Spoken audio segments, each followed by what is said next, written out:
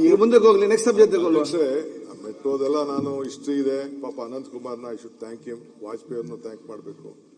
ನಾನು ಒಂದು ಟೀಮೇ ಕರ್ಕೊಂಡು ಹೋಗಿದ್ದೆ, ಬುಳ್ಳ ಸಾಬ್ರು, ಆಫೀಸರ್ಸು, ನಮ್ಮ CM ಲಿಂಗಪ್ಪ ಎಲ್ಲ ಮೆಟ್ರೋ. ಅದನ್ನ ಈಗ ನಾ ಅದೆಲ್ಲ ಹೇಳ್ಕೊಂಡು ಕೂತ್ಕೊಳ್ಳೋಕ್ಕಾಗಲ್ಲ ಈಗ.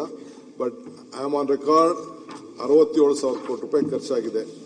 ಕೇಂದ್ರ ಸರ್ಕಾರ ಗೌರ್ಮೆಂಟ್ ಈಕ್ವಿಟಿ 8,000 ಬಂದಿದೆ, ಸಬ್ಲೆಟ್ ಒಟ್ಟು 11,000 ಬಂದಿದೆ. ಗೌರ್ಮೆಂಟ್ ಆಫ್ ಕರ್ನಾಟಕ 33,917 ಕೋಟಿ ರೂಪಾಯಿ ಹಾಕಿದೆ. ಲೋನು 22,182 ಕೋಟಿ ನಾವೇ ಕಟ್ಟಿದ್ದೀವಿ. 56,000 ಕೋಟಿ ಆಗಿದೆ. ಸೊ ಒಟ್ಟು ರಾಜ್ಯ ಸರ್ಕಾರದ 83%, 17% ಕೇಂದ್ರ ಸರ್ಕಾರ. ಅವ್ರು ಮಾಡಲಿ, ನಾನು ಡಿಫರ್ ನಾನು.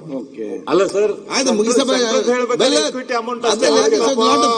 ಸರ್ಕಾರದ ಹೇಳ್ಬೇಕಾದ್ರೆ ಲೋನ್ ಅಮೌಂಟ್ ಕೊಡಿ. ಆಯ್ತು, ಬೆಲ್ಲ ಬೇಡ ಕೊಡ್ರಿ, ಕೇಂದ್ರ ಸರ್ಕಾರದವ್ರು ಕೊಡೋದನ್ನ ಕೊಡ್ರಿ. ನಮ್ GST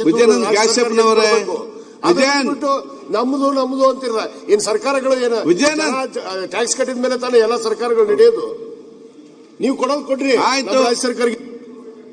ಸೊ ಅಧ್ಯಕ್ಷೆ, ಕೆಲವು ಅನೇಕ ವಿಚಾರಗಳನ್ನ ಬಹುಶಃ ನಾನು ತಿಳಿಸಿದ್ದೀನಿ.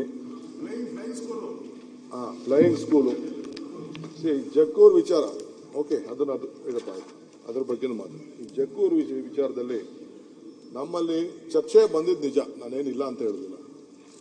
ಬಟ್ ಚೀಫ್ ಮಿನಿಸ್ಟರ್ ಇದನ್ನ ಸದ್ಯಕ್ಕೆ will not take any decision ಅಂತ ಹೇಳಿದ್ರು. ಸಜೆಷನ್ಸ್ ಇತ್ತು, ಅವರೆಲ್ಲ ಸಜೆಷನ್ ಕೊಟ್ಟಿದ್ರು, ಇದನ್ನೇನಾದ್ರು ಮಾಡಬೇಕು.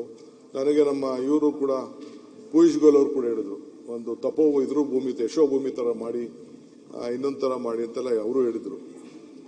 ಭಾರತ್ ಮಂಟಪ ತರ ಮಾಡಿ ಅಂತ ಹೇಳಿದ್ರು. ನಾನು ದುಡ್ಡು ಕೊಡ್ತೀನಿ ಅಂತ ಹೇಳಿದ್ರು, ಒಂದು 300-500 ಕೋಟಿ ರೂಪಾಯಿ ದುಡ್ಡು ಕೊಡ್ತೀವಿ ಅಂತ ಕೂಡ ಹೇಳಿದ್ರು. ಮೆಟ್ರೋ ಹತ್ರ ಇದೆ, ಯೋಚನೆ ಮಾಡಿ ಅಂತ.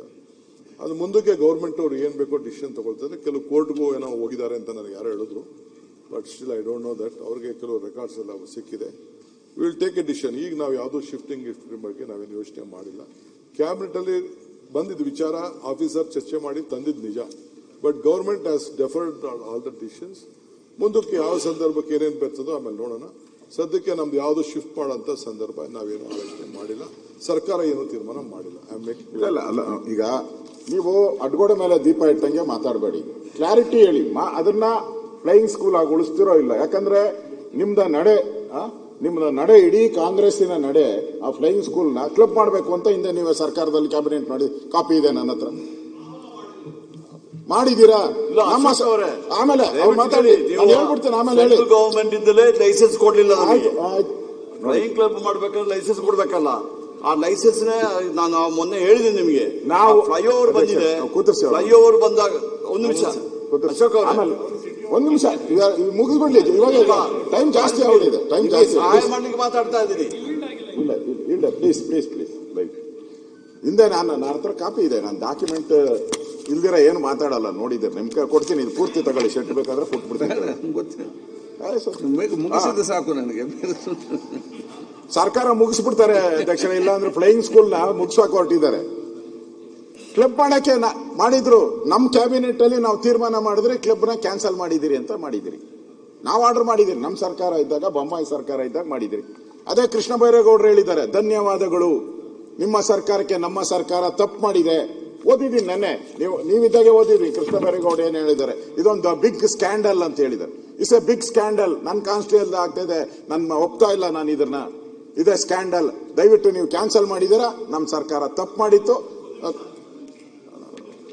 ಮತ್ತೆ ಏನ್ ಸರ್, ನಾನು